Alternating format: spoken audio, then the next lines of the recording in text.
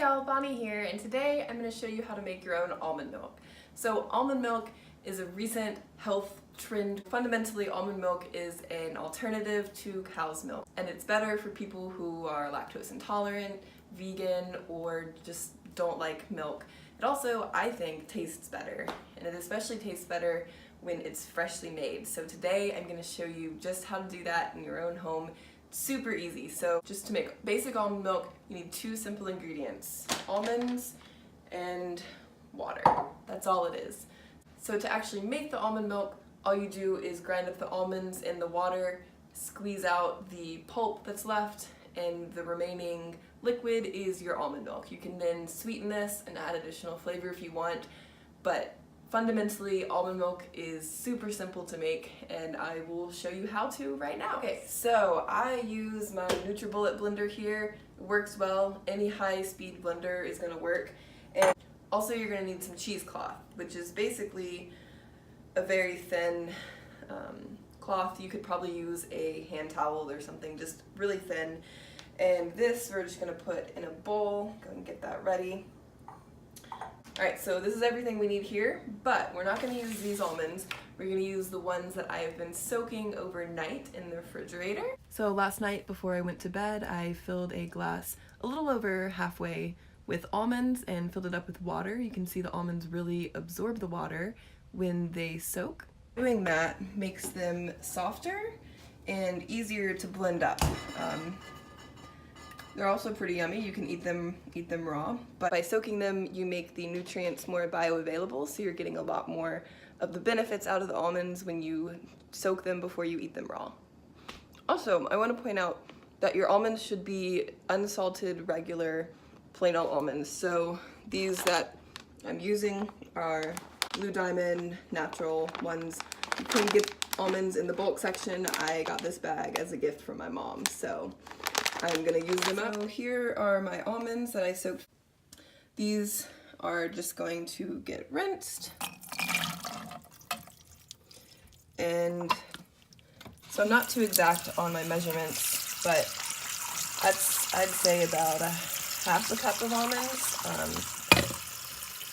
I just put that much into this pretty small jar, so yeah. So you just want like a handful or two of almonds, and you're gonna rinse them, and then they come over and into, so I am using a NutriBullet here. Anything really with the bottom blender like that is gonna work great, but I'm just gonna put these into here. So next we're gonna add the water. So I am, again, just kind of eyeball this. The measurements don't need to be exact, but I do about a half of it of almonds and then the other half of water, and that ratio seems to work pretty good for me. All right, so now we just blend this up.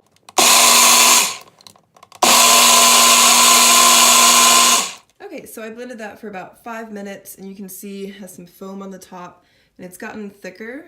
Well, you can get different consistencies, thicker or thinner, by adding more or less almonds, but this is how it should turn out. Everything is pretty mixed up in there. But next what we're gonna do is pour this through the cheesecloth. The cheesecloth acts to strain the chunks or in thicker bits out of there that you can see. So we're just going to pour this into here, and we're just using a bowl to collect it. Ooh, so pleasing. Right, so now we have everything into this bowl, and we're just gonna separate out the thicker pulp from the actual almond milk by just kind of squeezing and working that liquid out. So right now it's pretty squishable, but I'm continuing to squeeze this until no more liquid comes out. And if you want to be really fancy, you can buy a nut milk bag, which is perfect for this step. It stops any of the pulp from coming out of the top, but for me, cheesecloth works just fine and is a cheaper option. And I like to have cheesecloth around because it can be used for a lot of different things, but here works perfectly well. Okay, and I've just squeezed all of the liquid out of this, and what's left behind is the pulp in here, and the liquid is what we're gonna drink as our almond milk. So you could probably keep going at this for hours, but I'm gonna say that's done. And what's left here is just almond pulp, and you can actually save this and dry it out to become almond flour, but I have no use for that right now. This is it. You can see it's a little bit messy. It's a kind of a messy process. I'm kind of a messy person. Sorry, Mom, I'll wipe up the counter. And you can either just drink this straight. This is pure, fresh, homemade almond milk, or you can add a little bit of sweetener to it. I'm gonna do that. I like my almond milk slightly sweetened, so I'm just gonna add like half a teaspoon of sugar to that. You can also add vanilla extract or honey, whatever you would like to use to sweeten this up a little bit, but I'm just gonna kind of stir that in, and now let's give it a taste.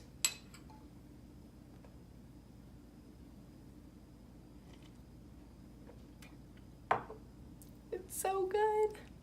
All right, so now to wrap it up, we are just going to pour the almond milk into a container. Wow, look how perfect that is, all the way to the top. And close this up, and this can stay in the fridge for 7 to 10 days if it lasts that long. I use mine in lattes or in replacement of milk in whatever. And again, this is so much better than buying it from the supermarket because we know the ingredients that went into it, and there's very little packaging. You can use a glass container. And so I hope you like this video. Try to make your own almond milk from home. As you can see, it's super easy. If I can do it, you can do it. But be sure to give this video a thumbs up and subscribe below for more videos like this to come.